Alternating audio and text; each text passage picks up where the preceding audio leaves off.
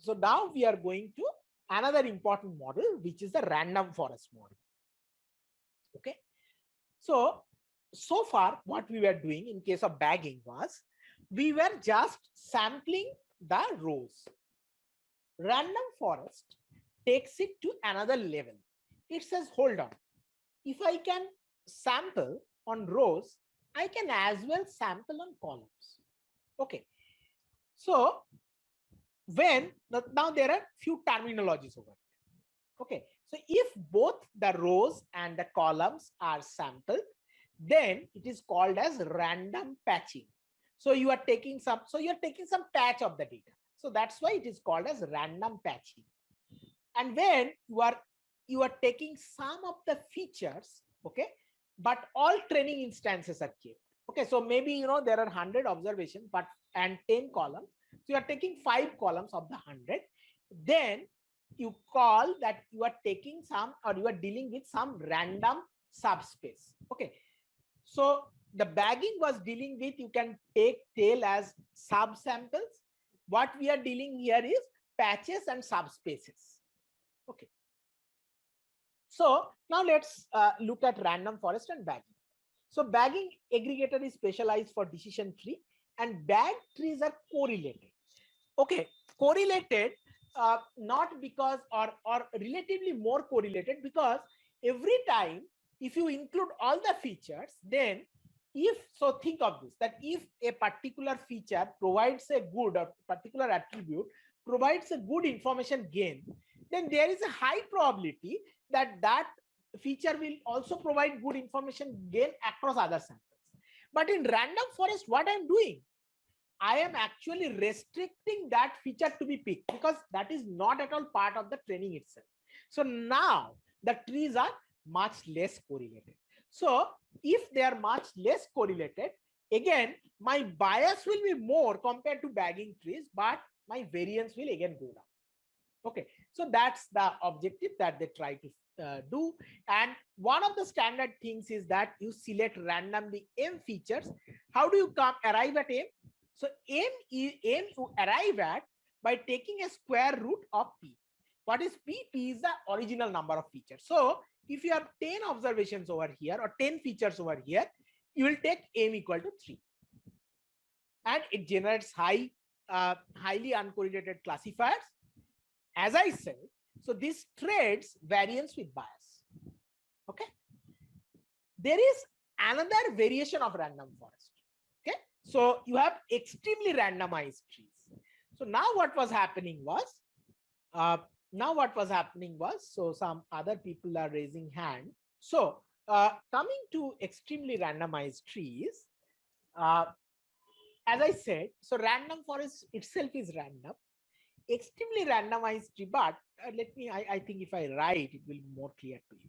So let's say the first you have attributes like A1, A2 up to A10. So maybe the first one you have picked A1, A2, A3. The second one you have picked A1, A4, and A7. Okay. So these are two samples. Now, if A1 is providing better information gain, and here also A1 is providing better information gain, then this tree will start with A1 being the splitting attribute. Here also A1 will be the splitting attribute, right? Okay. What randomized tree tells is that you need not pick the best attribute. Okay.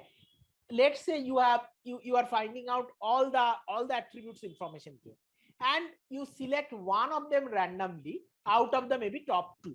So here, if so, random forest, if it has picked up trees A1, A2, and A3, it would have always splitted by A1.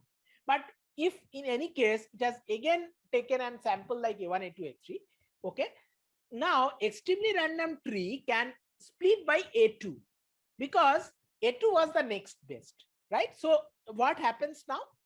Naturally, again, the variance, the variation in the trees increases, or the trees become more and more uncorrelated. Okay.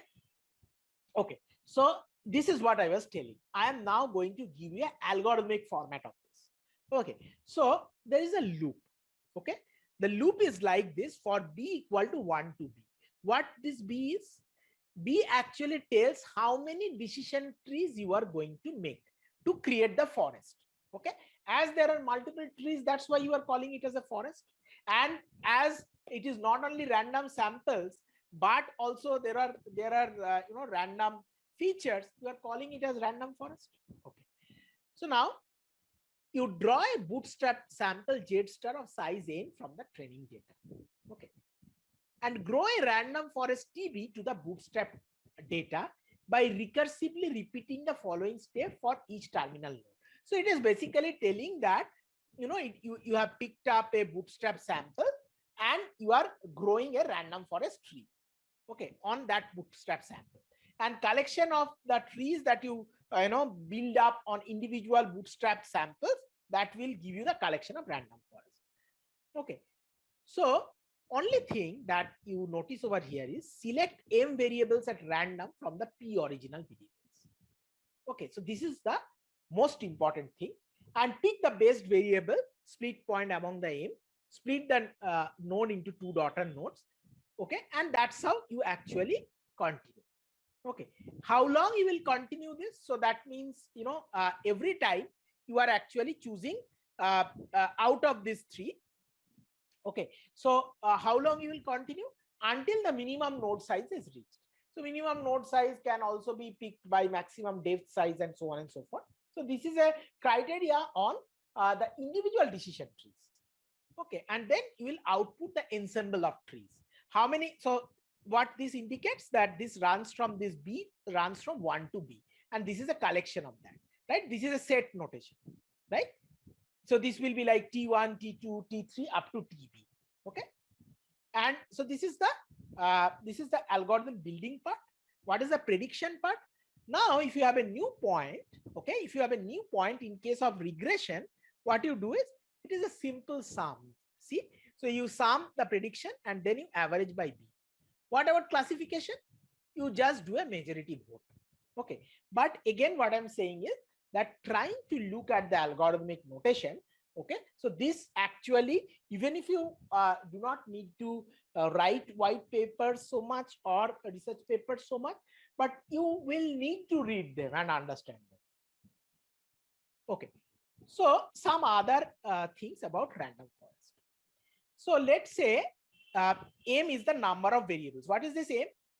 M is how many variables you are going to choose from the original set. Okay, so as you increase m, see what happens.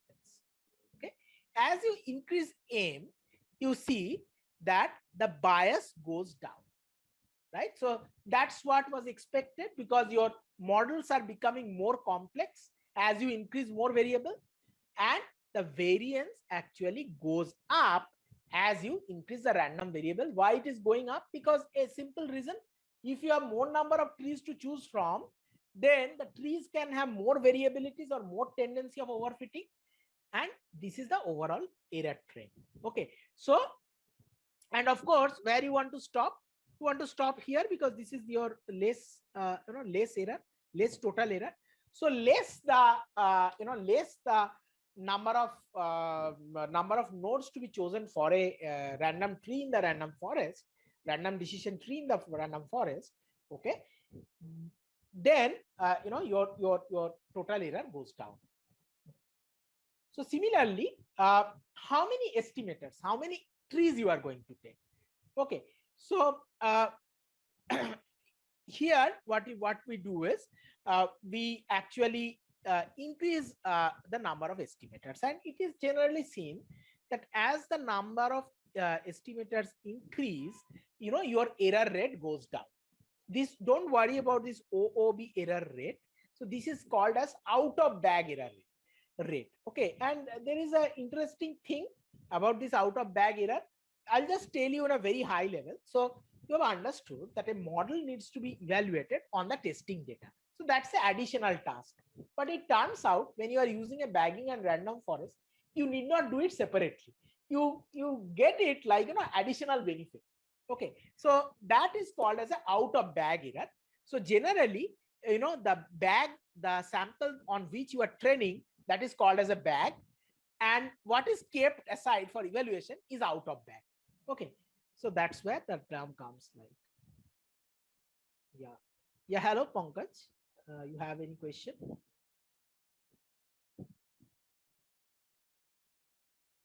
Okay, while you type, let me go on. Okay, and there are several options in the scikit interface that how many max feature you can take. So if you use max feature equal to none, then what happens that there is no restriction. Okay, there is no restriction, so it works like a it works like a bagger. Okay, so this is the green line. Okay, you see, this is a bagging tree, simple a bagging tree. Then you have a square root and a log of so if you have as I said, if you have 10, then square root probably will take 3 of them, and this log 2 will also take somewhere 3 around them. If it is 100, okay, then you will see that there is a difference that is coming in, right? Square root will be 10, and then 2 to the power, so this will be between 2 to the power 6 to 7, so it will come to 6.5. So the square root eventually will give you less number of features as compared to, or log will give you less number of feature compared to square root as you increase the number of estimator. And this is the behavior that you get from here. Okay, so but you can see that whether you pick log of these parameters, or you pick up you pick up square root, essentially the error is less than the bagged tree.